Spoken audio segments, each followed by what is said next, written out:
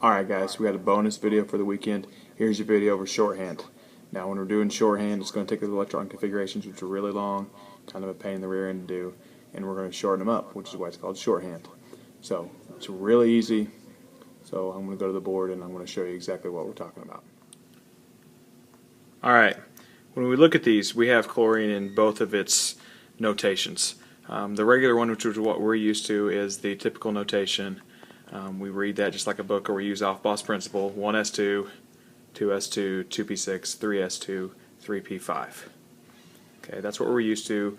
That's how a lot of times I'm going to ask you to do it. If I ask for it shorthand, I'm going to be specific about that. I'm going to say, hey, write it in shorthand. So let's talk about how we're going to do shorthand. Now the shorthand, you'll notice I have a noble gas in there. It's bracketed. Now what that says is everything up to that noble gas is implied. We know how to do it at this point, so we don't need to write the whole thing. Now once I do that, now I'm going to finish up the last row, that last energy level, 3s2, 3p5. Now chlorine's a pretty easy one. It's not a long electron configuration, so what we see from just the regular electron configuration. So the shorthand makes it a little bit easier, but it really comes in handy once we're doing the larger elements. So let's go do a larger element now.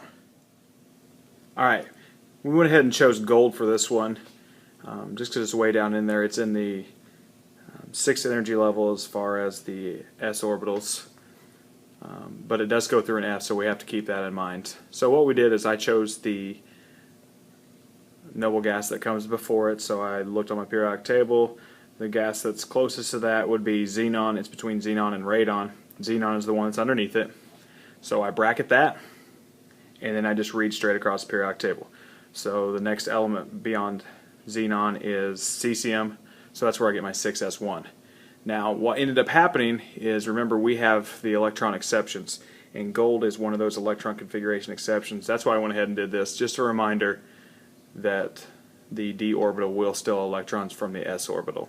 So what we did is we stole the electron from the s. The d became 10 instead of 9. Very, very important to remember that. But anyways, back to the s orbital. We go through the 6 s's, then we went through the 4 f's all the way, and then through the 3 d's.